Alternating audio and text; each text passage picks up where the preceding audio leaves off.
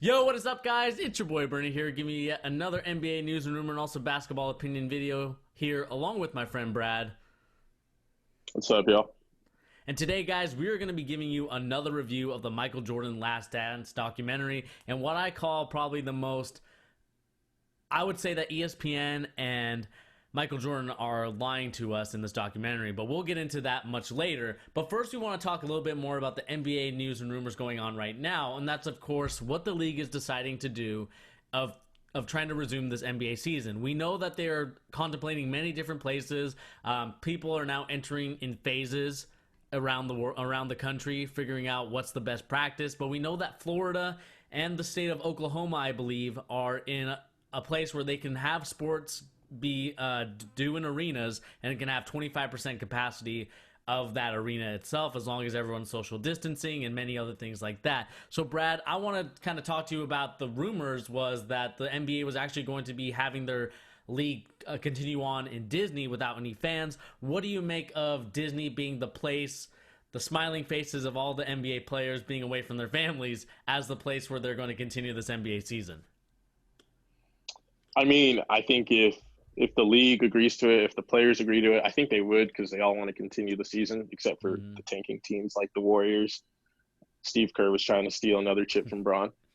Mm-hmm. But yeah, if the players are with it and the league is with it, I think it's a move that could be made in December, like they said. And Disney World is a private property, so it makes perfect sense. You know, you can't be on there or near it without permission.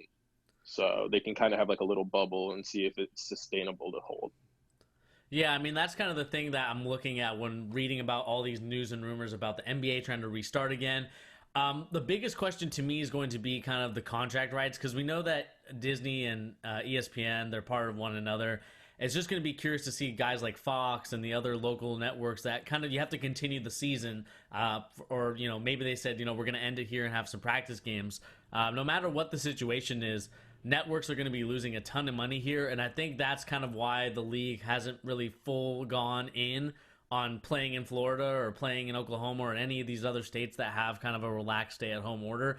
That's going to be what we're looking for here, is because I know that these places want their money. I think a lot of these networks are hurting right now. I mean, ESPN Oh yeah, especially. Luckily, they have The Last Dance, which is getting many of us talking here, especially on this channel about what we think about it. But at the same time, with no live sports, it is definitely hurting guys like Fox. It's definitely hurting guys like ESPN, NBC Sports. I mean, a lot of these networks are hurting, and sponsorships are not going to put out ads on their repeats of like the '97 spelling bee or of any of those type of deals. I mean, no one. I mean, obviously those games were great to watch. I love watching the old school games, but no one's going to be putting ads on those old stuff because no one's going to be watching them.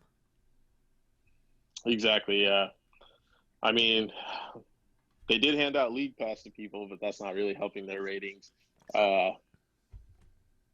I could see even if the networks lose out on money and the league has to deal with that just for the sake of finishing the league, because I mean LeBron himself said if LeBron speaks you got to listen, and he said he hasn't heard anything about canceling the league and he's not about it.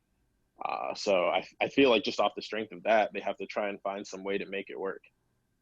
Yeah, I mean, I think a lot of the great players. I mean, if Kawhi Leonard was more talkative, I think he would even say he wants to complete the season, because that finals or that Western Conference Finals, if they were to get to there with one another, that would be a huge ratings draw for many, especially the TNT and ESPN who own the rights to the playoffs. They're going to get some lucrative contracts with it. And a lot of people are going to be tuning into those playoff finals if it does end up being those two in the Western Conference Finals. I guess the biggest question is going to be, like you said, the tanking teams don't want to continue playing, but the teams that want to be in the playoffs and are, trying to make a championship run push, like the Bucks, like the Lakers, like the Clippers.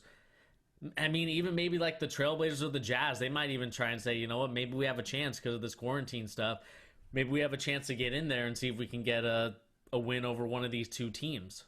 But it's going to be an interesting situation to continue to watch as we see many NBA players and many owners and officials and many other people are trying to figure out a plan for the NBA and pretty much the rest of sports on how to get them back on a regular pace. I think NASCAR is going to be one of the first sports to come back from this. I mean, due to kind of the nature of how NASCAR works. So they're going to be one of the first to come back, I think, in Florida. So we're going to be seeing NASCAR as the first sport to come back. But it'll be interesting to see, how baseball follows suits, how basketball follows suits, especially, for playoff time. Yeah, yeah. For the record, I'll never watch NASCAR, even if it's the only sport on planet Earth left. That being said, I think, yeah, like you said, lucrative. They make so much money if they were able to continue the playoffs. And for the tanking teams who don't want to play, like the Warriors, just continue to tank. Your season will finish soon. Yeah, I mean, that's kind of what I'm at with this. Just play out the rest of your games. I know these teams like the Knicks, like the Warriors, like the Hawks at this point, they're going to be in a situation where there's no incentive to play. But maybe there is. If you keep losing these games, you'll get the player you want. Obviously, they're trying to put in some anti-tanking measures for the NBA, so they can't just, the Knicks were supposed to get Zion, and look where they ended up. So it kind of goes to show you that, whether you're a tanking team or whether you're a team trying to vie for the playoffs, finishing this game is going to be very important because there's also revenue share too. Like, if you're able to complete a whole season in the championship, you guys are going to get some of that money too. Everyone has the same cap room. Everyone has I can't remember what the cap is for the NBA, but you're going to have that much money to spend, and that's due to revenue sharing. Everybody gets a slice of the pie. So I think that it's very lucrative for these NBA owners of the worst franchises in the NBA, including the Charlotte Hornets.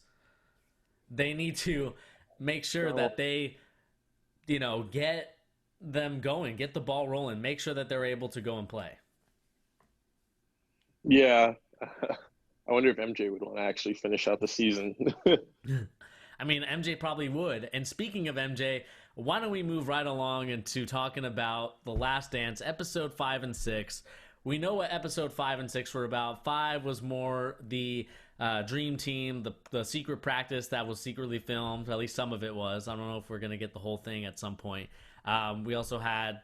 I can't remember what else we had in that one. I think, did we have was Charles Barkley in that one, or was he in 6? Charles Barkley... He was in 6. He was in a little bit of... He wasn't in 5? No, 5 was the Clyde Drexler Trailblazers series. Right. Yeah. Kind of get into that Jordan, Isaiah Thomas beef of why he wasn't on the dream team. What did we make of episode 5 before we go on to episode 6? What did you think about the Isaiah Thomas dream team thing? Because to me, Jordan said, that's fine, you can pin it on me, but it wasn't just me. But if you ask me, I really think Jordan was the driving factor. Because you can see in an interview, like I think it was episode 4, they sat down. He sat down for an interview, and right away he's like, "No Isaiah questions." I think he really hated that man. I think it was. No, sorry. Continue. Oh no, you're good. Go ahead. No, because all I was going to say about it was that for Isaiah Thomas, I think the whole thing is that we know that Michael Jordan and Isaiah Thomas hated each other. We know that what the Pistons did to the Chicago Bulls during those early years was probably the most frustrated that Michael Jordan has ever been in his career. He was probably throwing stuff at walls, throwing things at teammates, getting angry at teammates and coaches, like figuring out, like, why can't we beat these guys?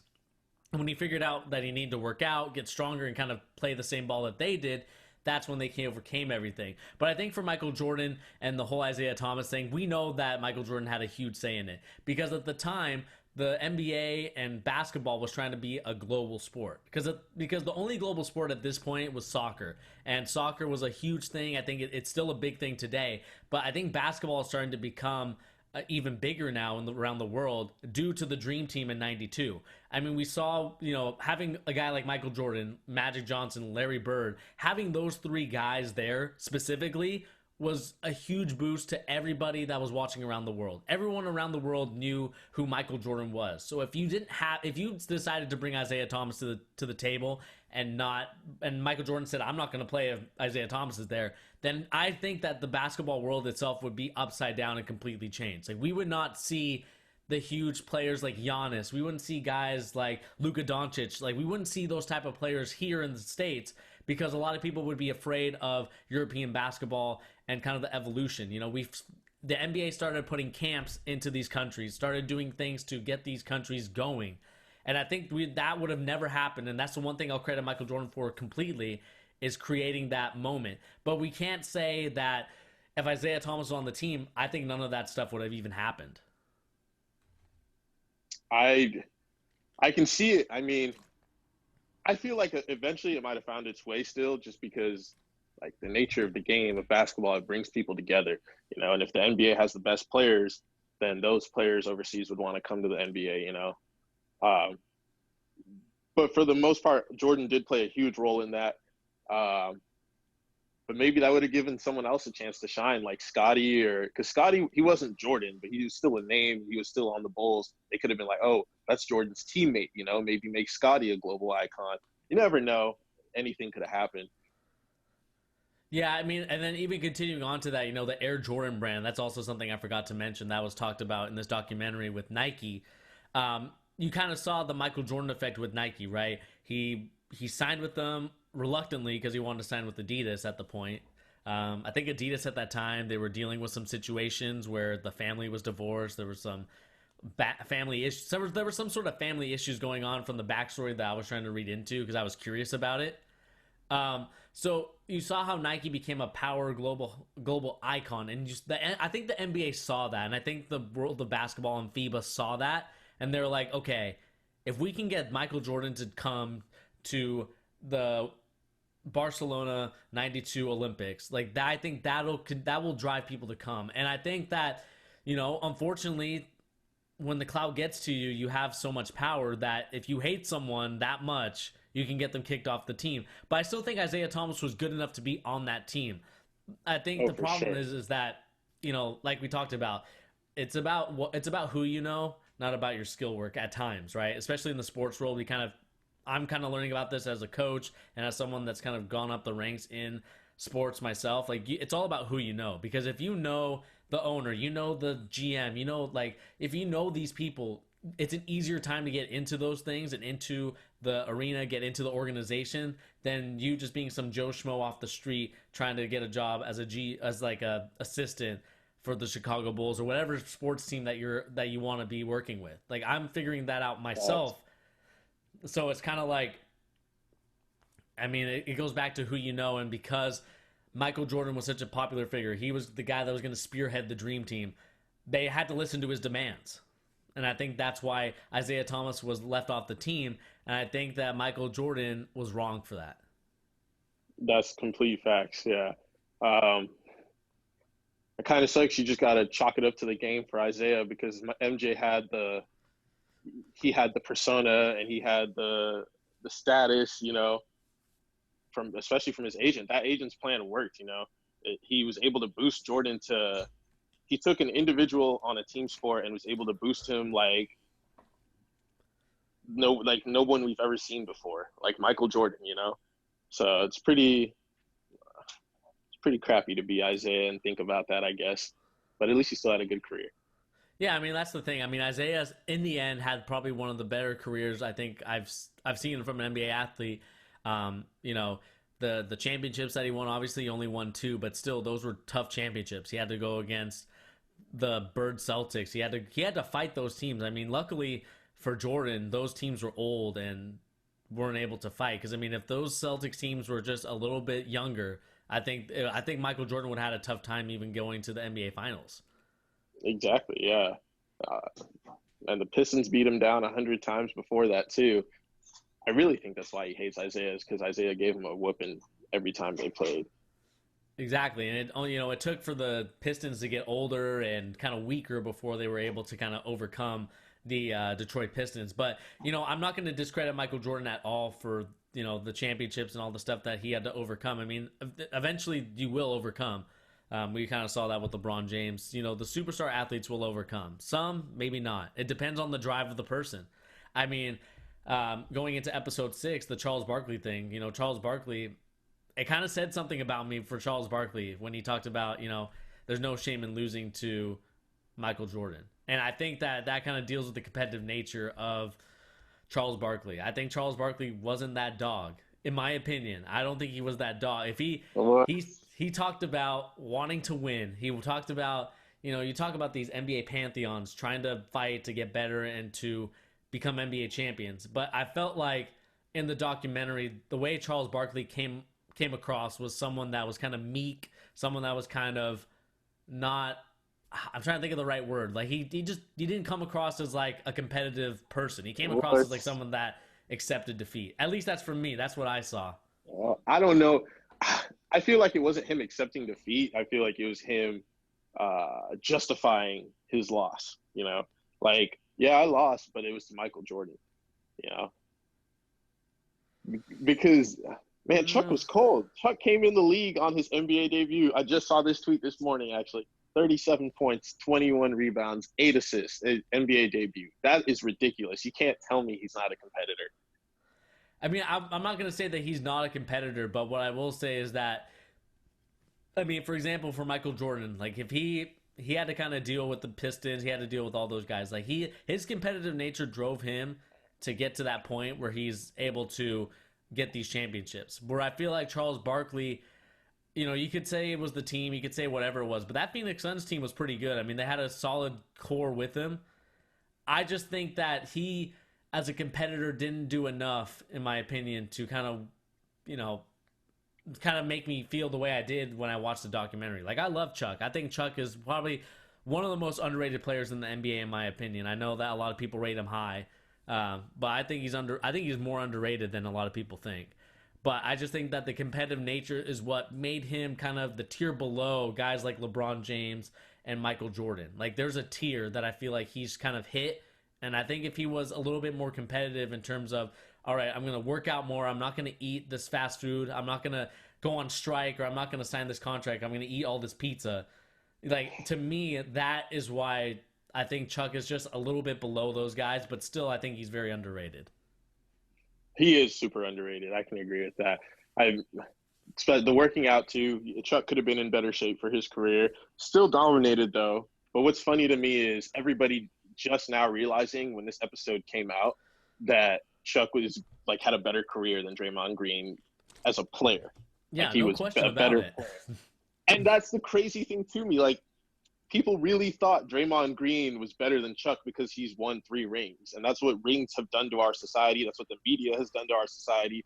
They've made a tiny piece of plastic mean define your legacy, and that's not how it should be. You know, Well, any real to be fair, person. it's made of gold. It's made of gold, not plastic. Oh, But oh I my get what you're saying. I God. get your point. I get your point. Yeah, like Chuck and Draymond should have never even been a discussion. You know, Chuck knows what he's talking about. I can understand Draymond getting mad. You know, like he's an NBA player, and it's, especially if it's hurting his business or his rep or whatever. But Chuck knows what he's talking about. Chuck was good. You can't talk to Chuck like he's worse than you just because he didn't win a ring. Like Draymond, let me see you do something with that Suns team. You don't even make it to the playoffs with that Suns team. Yeah, I mean that's kind of the thing. You know, continuing to talk about the Charles Barkley portion of this episode 6. Um, you know, Chuck was a very good player. I mean, I think a lot of people forget, and it's kind of recency bias is what it's called. Like you kind of look at stuff and you're seeing that, okay, you know, Draymond Green, Steph Curry, all these guys are in the league, you know, talking about like how good they are, and you know they could beat anybody. They can beat these old teams. They can beat these new teams. I mean, I think it just kind of goes to show you that we need to kind of take a pause in terms of kind of ranking these guys and just figuring out, you know, oh, who's. I mean, obviously we're gonna do it because it's fun to do. You know, who would be better in this era, like a Michael Jordan, for example, or LeBron James. You know, for LeBron James went back there. I think we just kind of have to appreciate all the athletes. I'm in that camp, and I know it's kind of like the politically correct thing to say. It's not the most outrageous outtake for me. It's just like you got to appreciate these guys because once they're gone, they're gone. And we saw how long it took before from Michael Jordan to LeBron James, like where the league was at. Like the league was at a downturn at that point. Hmm. Hmm. I mean, it had Kobe, I guess. Like Yeah, but I mean, like Kobe and as much as I love Kobe, I don't think that he was nearly the same draw as a guy like LeBron James or Michael Jordan. Like, and I love Kobe. I'm not trying to discredit Kobe for anything. really. Oh. I think once Kobe got later in his career, I think he was like, you know, the Kobe system. Like once the Kobe sixes came out, but I think at the beginning of his career, I think he was very basketball focused, like almost Michael Jordan-esque, where he's not even worried about shoe deals. He's not worried about anything. He's worried about basketball and playing the game the right way. And Well, I don't know because he did brand himself pretty well once he got the Black Mamba nickname. He was very like focused on branding it, released the shoes, got the Kobe symbol a couple years later down the line.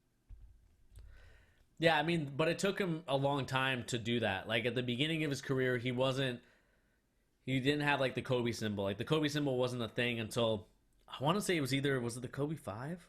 It's like, yeah. Like something like that. Like it took a while. Like it took past 2003 for that to happen. And we know like, and I think But that by '01, he was becoming a household name, I would say. yeah, by '01 he was becoming a household name. But I think the NBA kind of took off once both Kobe and LeBron were in their like primes. I would say like, well, Kobe was a little bit towards the end of his prime, towards kind of like the end of his career. For like his star power and like him finally realizing, okay, I can market myself. Like he's out there with like Messi with these like Emirate Flights commercials. Like those are probably one of my favorites. Or the Kanye West one where he The did, same I beat. still I still remember that commercial and the puppets like Oh, the those MV Muppets. the Muppets, dude. Like those were the times I think where Kobe kind of he flourished and realized, okay, it's time to market myself and become a household name, and he did. I just think that it took the last two championships for Kobe Bryant to be a household name rather than the first three because we know that the first three, everyone was saying, oh, it was Shaq. Like Shaq was the reason Yeah, why he was able to do everything. But the last two, I think, were the ones that solidified him and made him kind of a global icon. Like not like just I mean almost kind of like Michael Jordan, like just a little step below Michael Jordan, but on that same path. yeah, yeah. And that's something else we That's forgot true. to talk about too was the Kobe Bryant stuff. Oh, yeah, at the beginning of I episode believe it's five. episode 5. Yeah. Yeah, that was dope to watch. That was dope to watch for real. It was cool to see Kobe, um, especially him talking trash to MJ in the All Star Mm-hmm. game, coming down and winning it for his team.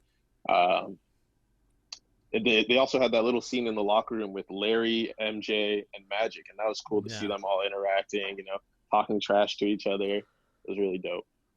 Yeah, I mean that's kind of the thing that I saw, and it was a little.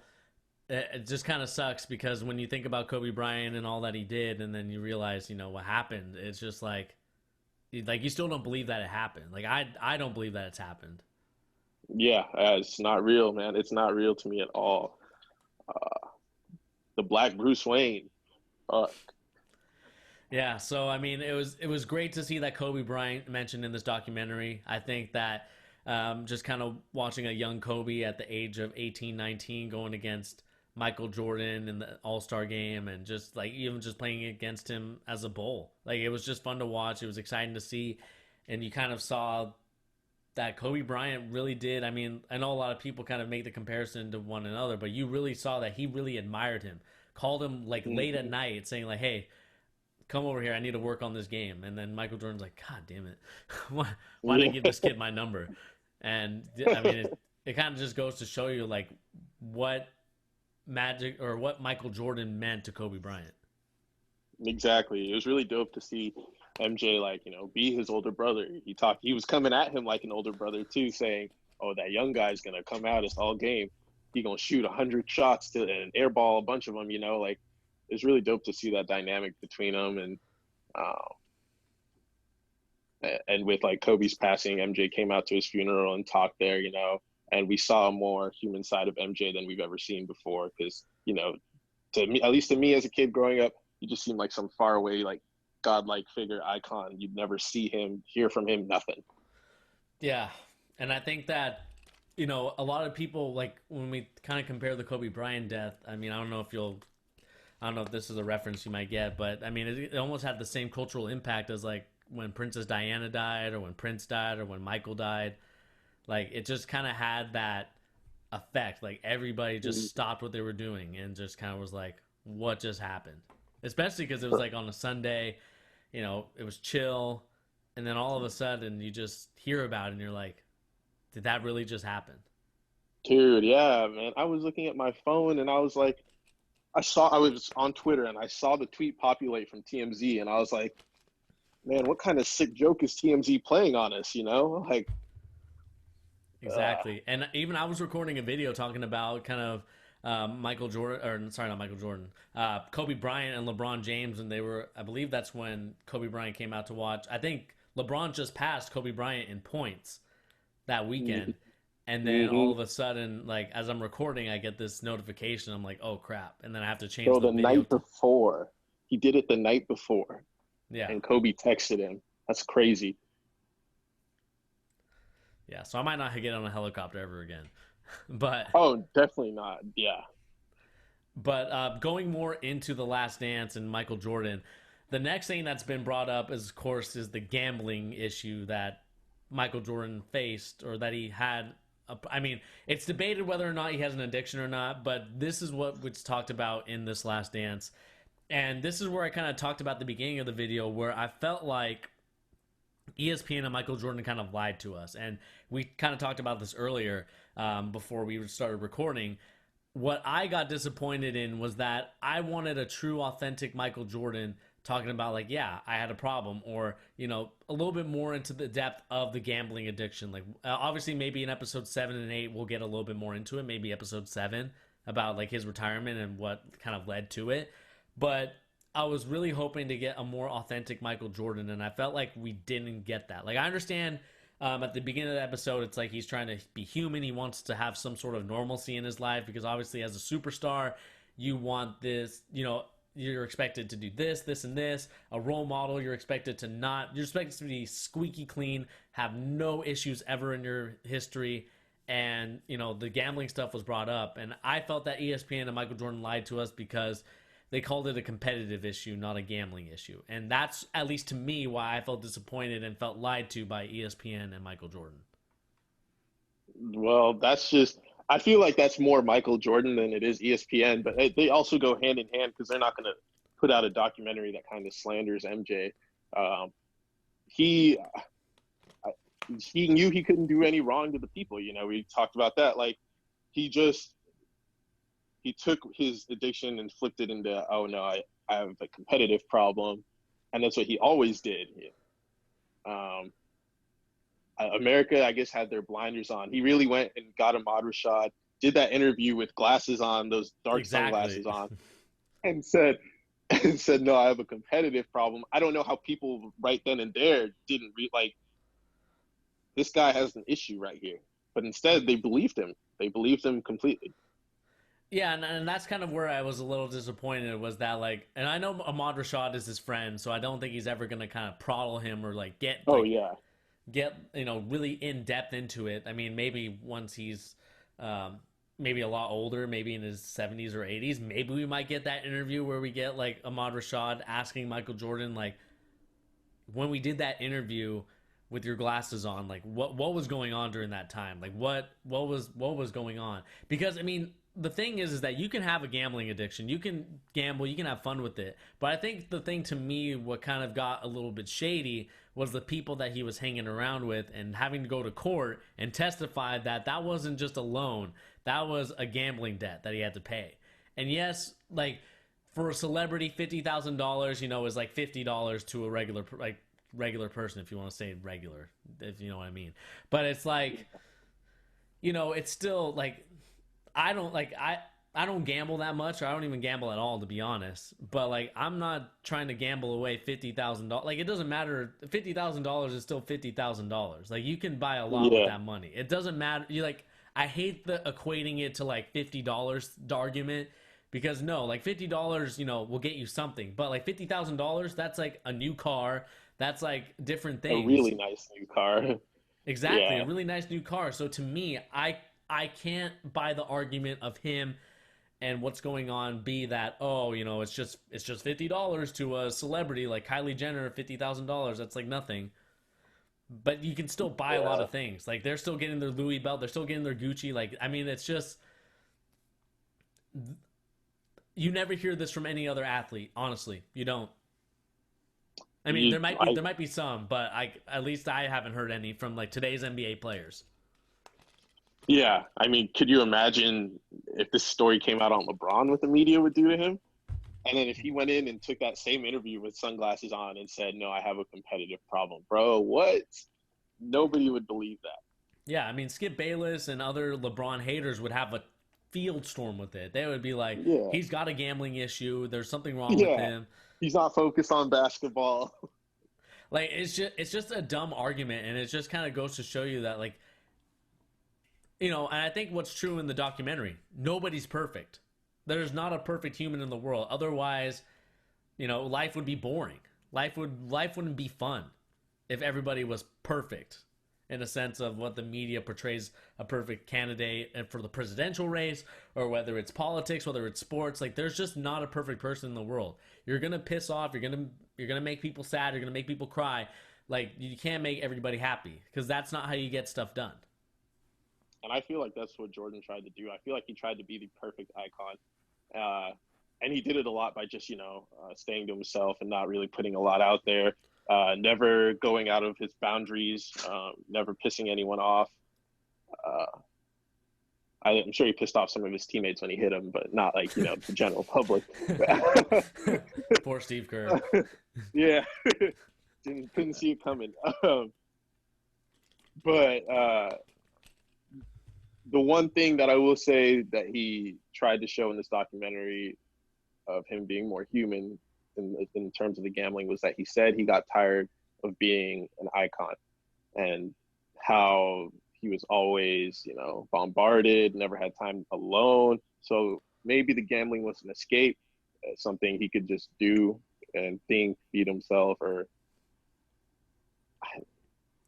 I think it was an escape and it turned into an addiction.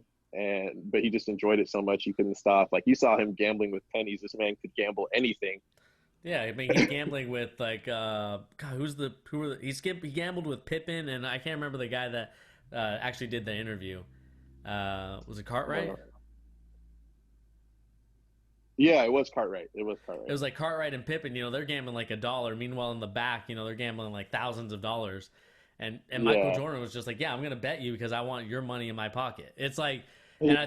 and I think you're right. I mean, we kind of see this with celebrities. We see this with high profile people, influencers, Instagram models, if you will. Once the fame gets to you and you're realizing, like, look, I'm trying to find an escape. I'm trying to do something that'll get me kind of away from everything.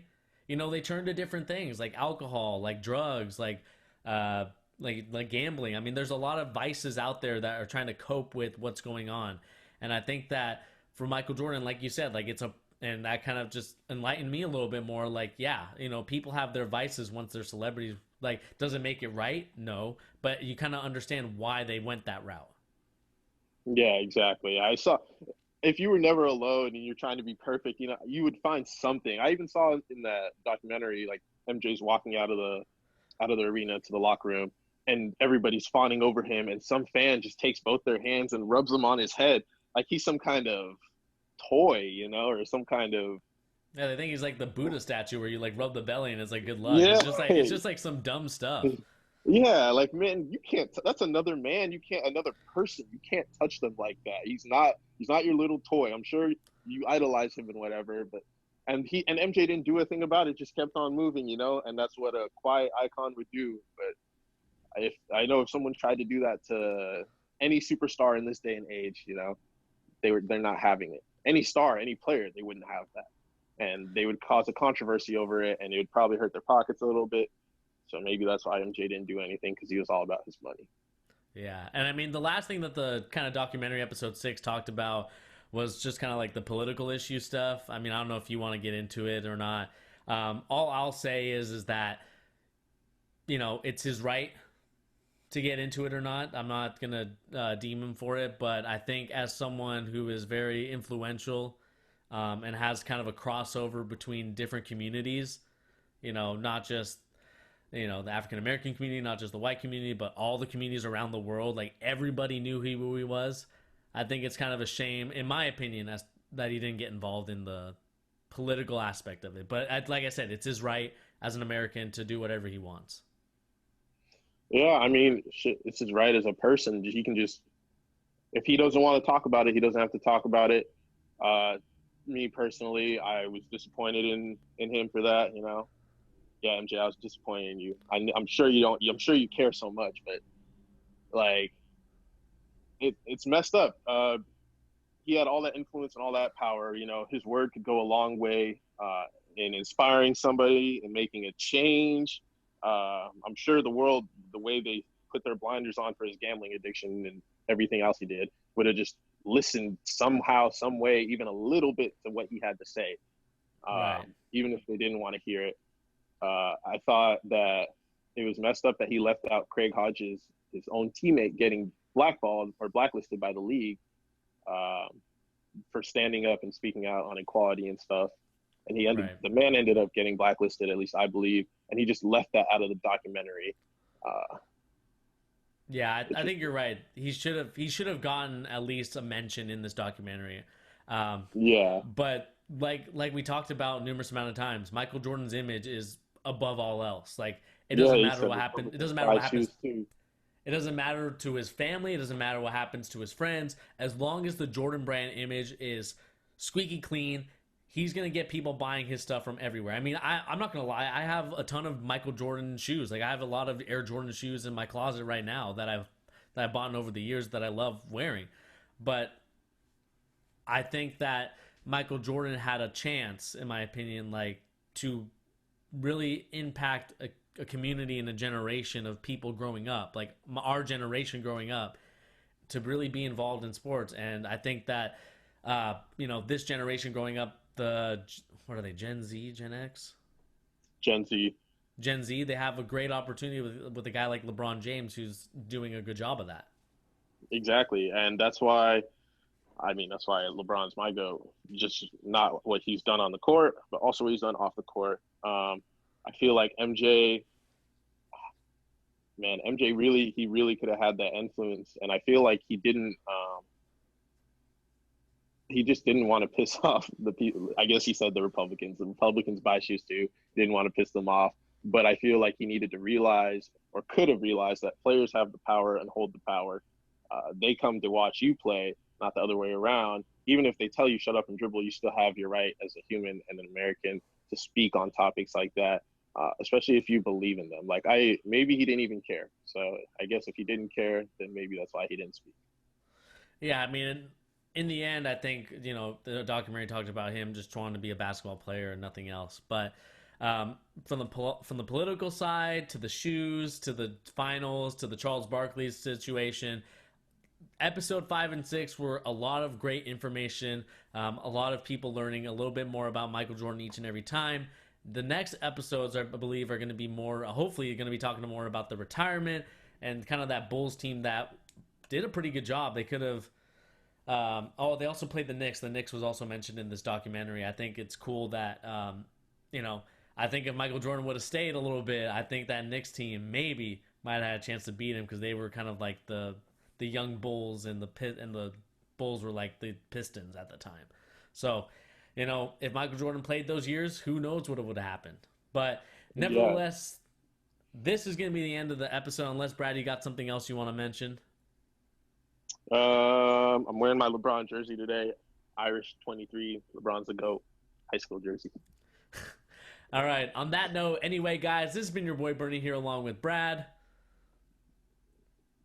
Here on the channel, giving the latest NBA news and rumors and also basketball opinions. Remember, guys, go and check out our other reviews we have on these 2 episode increments that we have. Episode 1 and 2, 3 and 4. I mean, there's a lot of them out there on this channel, so make sure you go and check them out. And we'll continue to talk each and every day about more on the NBA news and rumors and what's going on for this coming season. But anyway, guys, like I said, my name is Bernie. This is Brad, and we'll catch you on the next video. Peace. Peace.